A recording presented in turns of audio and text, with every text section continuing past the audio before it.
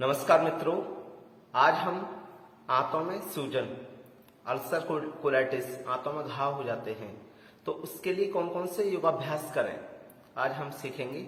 और इनके आंतों में जो इनको इन्फेक्शन हो जाता है या सूजन आ जाती है, स्वेलिंग आ जाती है, तो उसके लक्षण क्या क्या हमें दिखते हैं और क्या उसके कारण हैं और कौन कौन सा उसका आयुर्वेदिक उपचार है, कैसे हम इस बीमारी को ठीक करें, तो इन चीजों को आज हम सीखेंगे।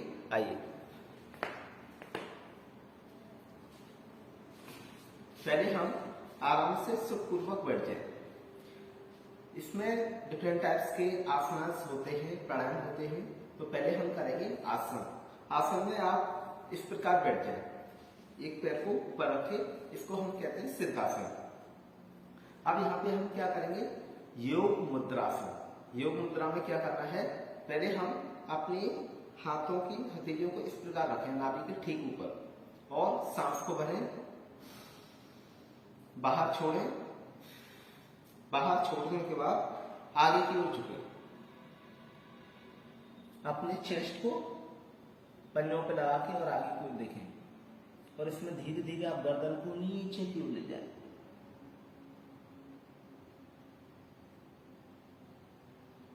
फिर वापस।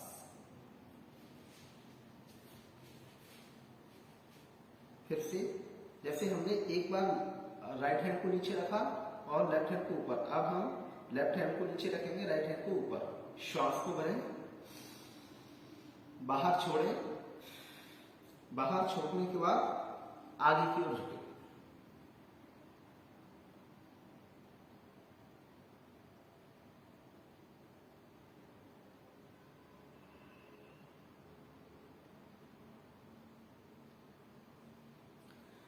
फिर धीरे धीरे वापस। तो इसको आप डेली 2 मिनट से लेके 3 मिनट करें। अभी मैंने आपको 2 बार करके दिखाया है, घर पे आप इसका अभ्यास 2-3 मिनट से लेके 5 मिनट भी कर सकते हैं। अब हम अगला आसन सीखेंगे, अर्धहलासन। आप इस प्रकार सीधे लेट जाएं और सीधे लेटने के बाद क्या करना है, दोनों पैरों को धीरे धीरे ऊपर उठाना है और यहाँ पे होल्ड करना है 90 डिग्री पे। आपके पल्ले ऊपर की ओर खिंचे हुए रहेंगे और हैंड साइड में रहेंगे और धीरे धीरे श्वास को दें, छोड़ें।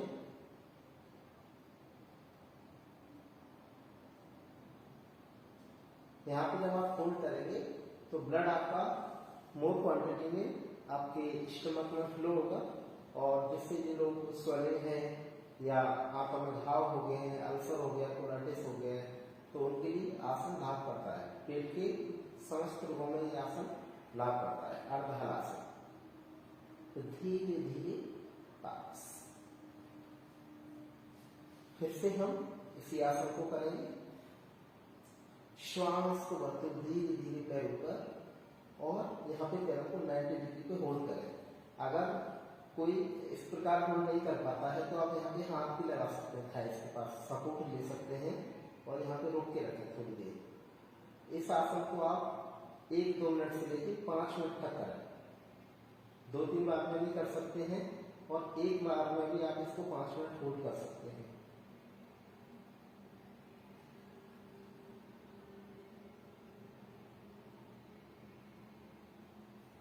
धीरे धीरे वापस। तो ये 2 आसन हुए, योग मुद्रासन और अर्धहलासन।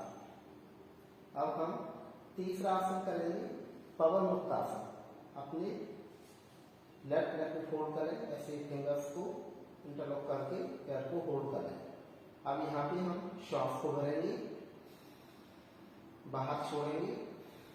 छोड़ने के पश्चात आप धीरे धीरे ऊपर की ओर उठें और अपनी नासिका को घुटनों से लगाने का प्रयास करें। थोड़ी देर रोक के रखें, 10 सेकेंड। फिर धीरे धीरे वापस।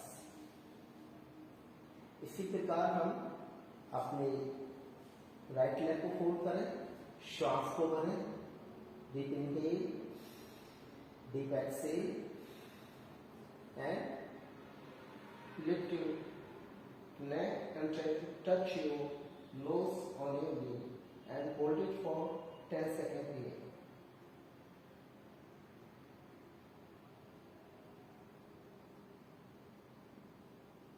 फिर धीरे धीरे वापस। तो ये पवन मुक्त आसन का फर्स्ट वेरिएशन है। इसको भी आपने 2 मिनट से लेके 5 मिनट तक करना है। इसका सेकंड वेरिएशन भी करना है। अभी मैं एक एक बार करके, एक दो बार करके दिखा रहा हूँ। आप घर में इसका अभ्यास कम से कम 2-4 बार कर सकते हैं, 1 मिनट के सेट करके। फिर हम दोनों पैरों को फोल्ड करेंगे और इस प्रकार इंटरलॉक करके अपने पैरों को और श्वास को भरें लंबी गहरी, छोड़ दें। छोड़ने के पश्चात आप अपनी नासिका को घुटनों से लगाने का प्रयास करें। अगर आपकी नासिका घुटनों से नहीं लगती है तो आप इतना ही होल्ड करके रखें। और जिनको सर्वाइकल है तो अपनी गर्दन को बेंड ना करें, वो केवल इतना ही होल्ड करके रखें। अपने पैरों को अंदर को प्रेस करके रखें। सर्वाइकल नहीं है तो आप अपनी नासिका को घुटनों से लगा सकते हैं।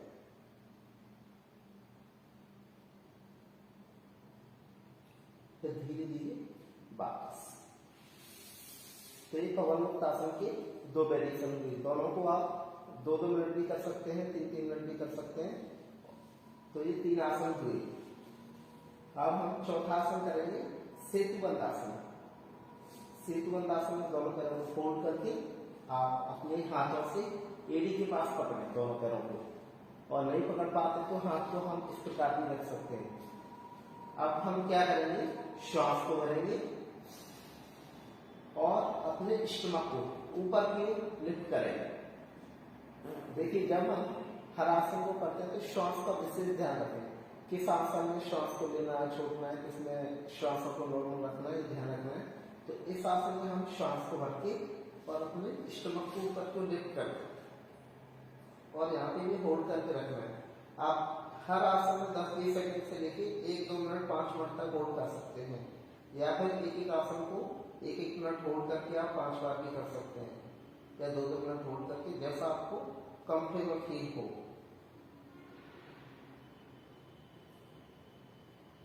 धीरे धीरे वापस। एक बार और करके दिखाते हैं। श्वास को भरें और अपने आप दोनों हाथ को साइड में रख के भी ऐसे कर सकते हैं।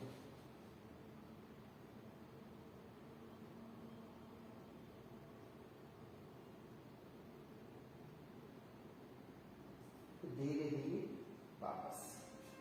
तो ये हुआ हमारा सेतुबंध आसन। अब हम अगला अभ्यास करेंगे यहीं पे नौकासन। नौकासन में 2 स्थिति होती है। एक तो आप हाथ पैरों को एक एंगल पे उठा के ऐसे ही रख सकते हैं, दूसरा आप हैंड को ऐसे भी रख सकते हैं। तो दोनों ही पोजीशन बैठ रहे, वैसे ही ज्यादा बैठ करती है। आप आपके हाथ पैर गर्दन सेम एंगल पे उठी हुई होनी चाहिए, पहले खिंची हुई होनी चाहिए आगे की ओर। तो यहाँ पे भी 10 सेकंड होल्ड करके रखें। धीरे धीरे वापस। हर आसन में आप, मैंने बताया कि 10 सेकंड होल्ड करें। अगर आपकी सामर्थ्य है तो धीरे धीरे 20-30 सेकंड, 1 मिनट, 2 मिनट, 5 मिनट तक होल्ड कर सकते हैं, जितना आपकी कैपेसिटी है। फिर से हम करेंगे, श्वास को भरेंगे और अपने हाथ पैर गर्दन को एक साथ उठाएंगे और रोक के रखेंगे। जितनी आप इसमें होल्ड करेंगे जितनी देर, उतना ही ये लाभ करेगा। नौकासन ये नाभि के लिए भी बहुत अच्छा है। एक एक आसन के 100-200-500 लाभ होते हैं, लेकिन अभी हम आंतों के लिए योग कर रहे हैं तो आंतों के लिए भी बात करेंगे।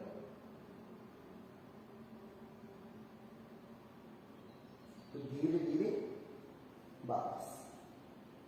अब हम लेफ्ट साइड से टर्न लेके बैठ जाएंगे। तो अभी हमने ये आसन किए। अब इसके पश्चात हम करेंगे प्राणायाम। जो लोग आसन करने में जिनको असुविधा होती है तो वो प्राणायाम भी कर सकते हैं। प्राणायाम का भी पूरा लाभ मिलता है आंतों के लोगों के लिए। वैसे आसन को करेंगे तो ज्यादा लाभ होगा। दोनों ही चीजें एक दूसरे की कॉम्प्लीमेंट्री हैं। देखिए, आप बैठने के लिए आप आराम से बैठ सकते हैं, और या सिद्धासन बैठ सकते हैं, पद्मासन बैठते हैं, जैसे आपको उचित लगे वैसे बैठ जाए। अब यहाँ पे आपको कौन कौन से योगा प्राणायाम करने हैं। पहले हम करें बहिष्कृत का प्राणायाम। धीरे धीरे श्वास को भरें, छोड़ें, और आपके हाथ ध्यान मुद्रा में इस प्रकार दोनों घुटनों पे लंबी गहरी श्वास को भरें, छोड़ें, मुख को बंद करके अपनी नासिका से, नाक के द्वारा श्वास को भरें, नाक से ही छोड़ें।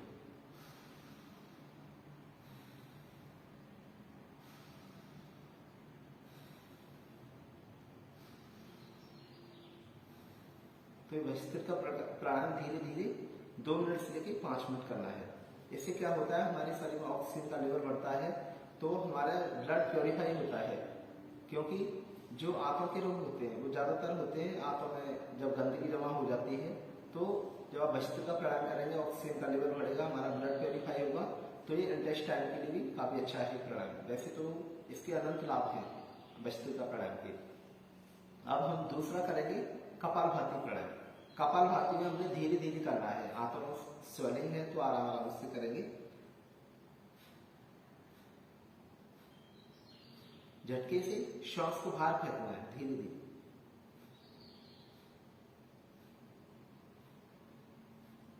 जितना आप इसको आराम आराम से करेंगे उतना ही लाभ करेंगे।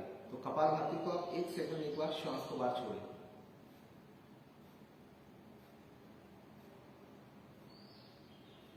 इस प्रकार। फिर इसमें एक प्राणायाम होता है बाह्य प्राणायाम। बाह्य प्राणायाम में क्या करना है, श्वास को भरना है, बाहर छोड़ना है, छोड़ने के बाद बाहरी सांस को रोक दें और अपने स्टमक को अंदर खींच के रखें।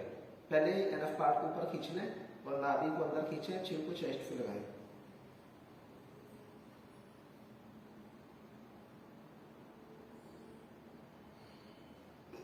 फिर छोड़ दें। इसमें श्वास को भरते हैं, बाहर छोड़ देते हैं, फिर बाहरी श्वास को रोक देते हैं। अब एनफ पार्ट को अंदर खींच के ऊपर की ओर खींचें, नाभि को अंदर खींचें, पीठ को अंदर ऐसे खींचना है और चिन को चेस्ट से लगाना है।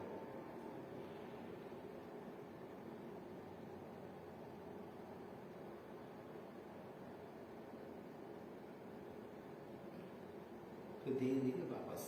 अब हम इसके बाद करेंगे अनुलोम विलोम। देखिए एक एक ये जो मैंने प्राणायाम आपको बताया भस्त्रिका 2 से 5 मिनट करना है। कपालभाति जैसे पहले हमने किया था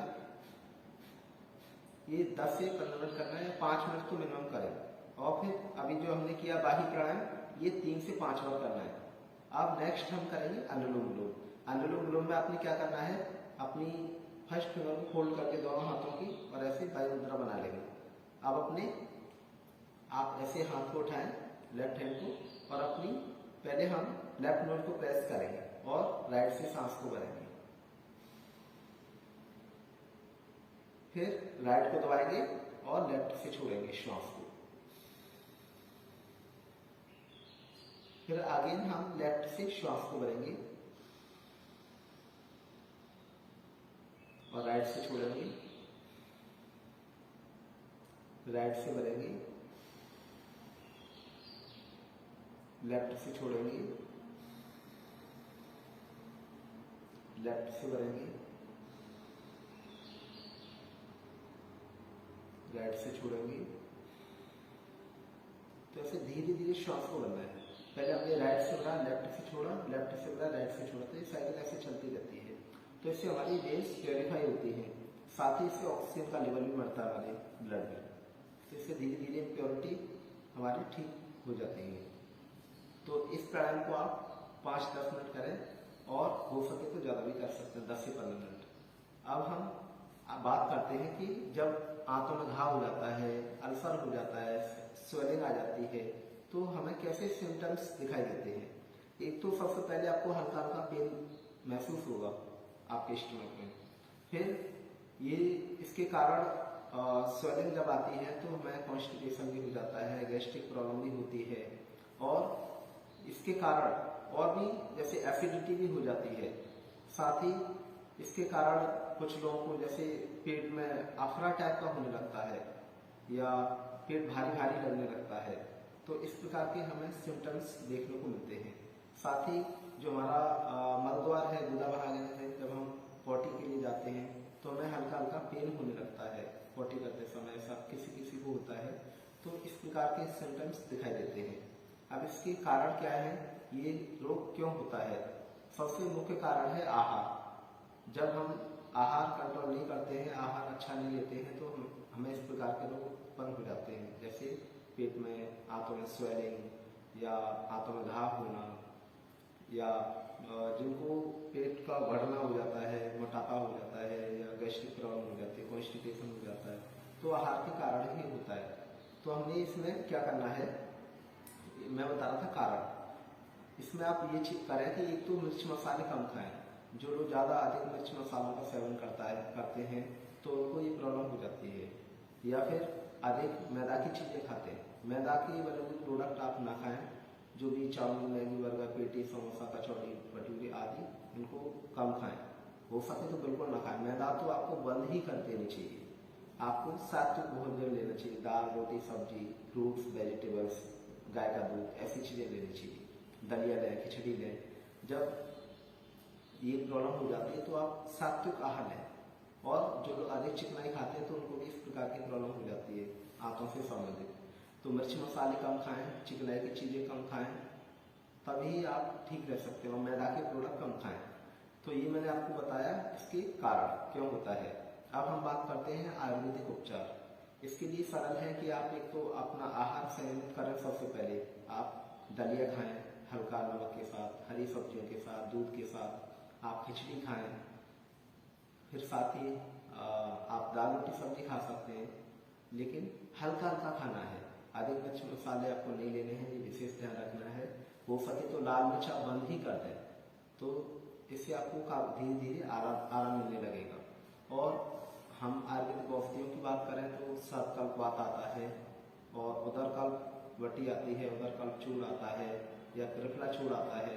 तो इनको आप वैद्य के परामर्श के अनुसार इनका सेवन कर सकते हैं। साथ ही आप एलोवेरा का सेवन करें, एलोवेरा बहुत अच्छा है। गिलोय का सेवन कर सकते हैं, तुलसी का अर्क या तुलसी का जूस ले सकते हैं। तो ये जो आयुर्वेद औषधियाँ हैं ये हमारे आंतों के लिए काफ़ी यूजफुल हैं, काफ़ी लाभकारी हैं। तो वैद्य का परामर्श के अनुसार आप इन चीज़ों को सेवन कर सकते हैं। ये जो मैंने आपको कार्ड बताया, सर्पकल्पवात, उदरकल्प वटी, उदरकल्प चूर्ण, तो ये आपको पतंजलि स्टोर पे मिल जाएगी। इनका आप सेवन करें, काफ़ी लाभकारी हैं आंतों के लिए। अब आप योग मैंने बता दिए, आपको लक्षण बता दिए, कारण बता दिए, आयुर्वेदिक उपचार बता दिया। तो इनको आप पालन करें और आप निश्चित आपकी जो समस्या है वो धीरे धीरे ठीक हो जाएगी। इसमें घबराने वाली बात कोई नहीं है, क्योंकि ये एक सामान्य रोग ही है, बहुत ज़्यादा क्रिटिकल नहीं है। ये तब क्रिटिकल होता है जब ये लंबे समय तक बना रहता है, तो उसमें भी हम वैद्य का परामर्श लेके इस रोग को ठीक कर सकते हैं। तो आप इन जो मैंने आपको आयुर्वेदिक ट्रीटमेंट बताए हैं, योगाभ्यास बताए हैं, तो इनको आप फॉलो करें, आप निश्चित ठीक हो जाएंगे। इति ओम शांति।